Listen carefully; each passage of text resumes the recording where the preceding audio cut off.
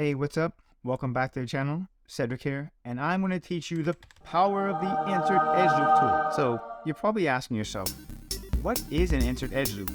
Or show me the power of it, right? What is it? What does it do? It allows you to subdivide a surface, creates creases in sometimes unwanted places. And now it's time to dive into Maya and show you exactly the power of the insert edge loop tool. First, what we want to do is take this image plane, scale it up. I like to go into the perspective view and turn the grid on, push it right back behind the red line. And we're going to go ahead and create a polygon plane. So with this image, I'll start from the upper right, go all the way over, press 4, go into wireframe mode, kind of shimmy this thing into place. All right, that looks pretty good. Now press 5, and then we'll go into the X-ray mode. And now we're just going to go to Mesh Tools, Insert Edge Loop Tool. And right now, that Edge Loop Tool is right dead in the center. So let's go to Object Mode and move the entire plane in the center of that object. So now we'll go to Insert Edge Loop Tool option box. And we're just going to freestyle a few of these lines. What we're trying to do is match the window frame. So we do that one there with the outer side of the window frame. And we got to align that, get that one down. Okay. So as you can see, I'm just trying to get all of those black lines on the window frame. Scoot all the way up here, scooch up a little bit, and there we go. That one. And as you can see, it's pretty straightforward. So anytime you can fast forward this video. Got a few more I'm going to add. Okay, it's looking pretty good. Let's look over here. One more, two more, and let's look at that edge. Looks pretty good. All right, so I'm happy with that. Oh, what's this? Let's add one more. Okay. So once we have all of the edge loops, we actually missed two more. One, two, and let's see here. All right, it's always good to kind of do another double check. See, look, we forgot one more right there. Okay, sweet.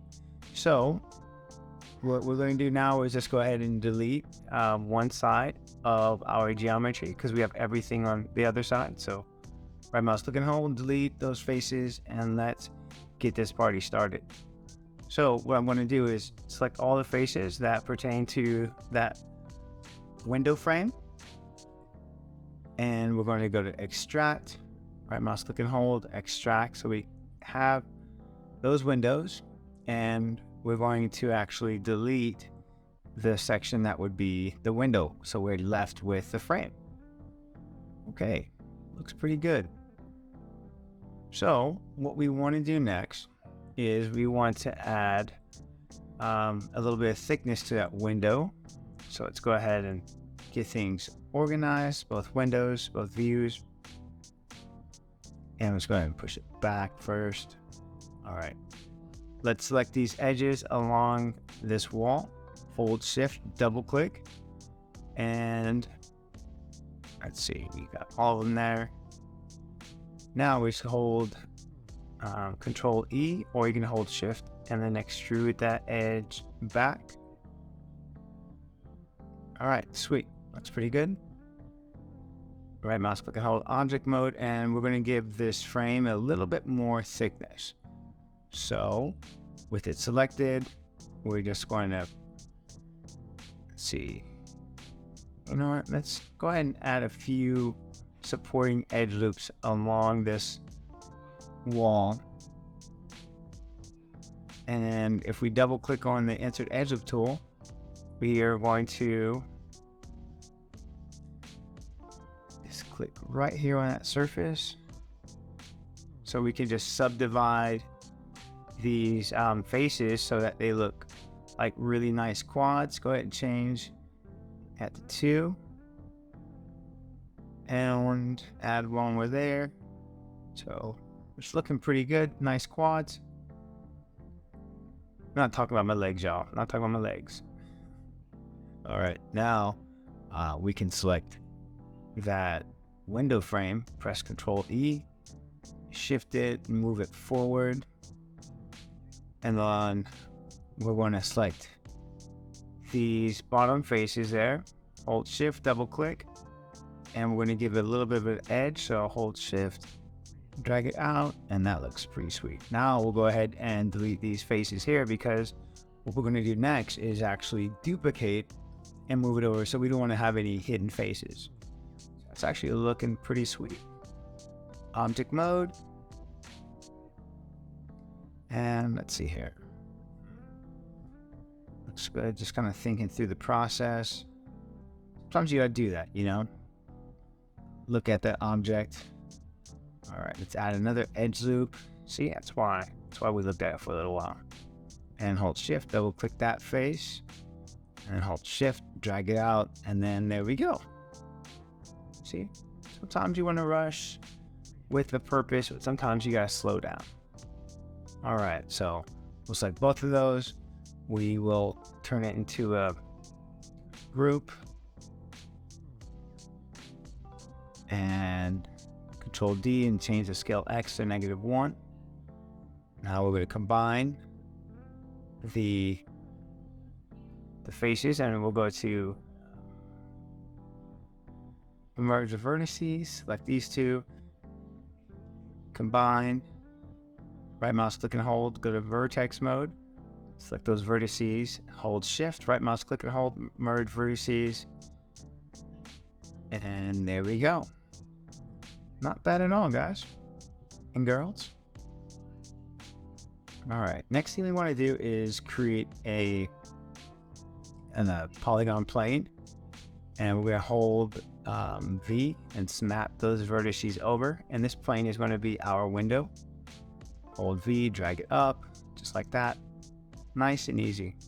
Hold V, snap it down, and then go to object mode, select that window. We're going to add a blend to it.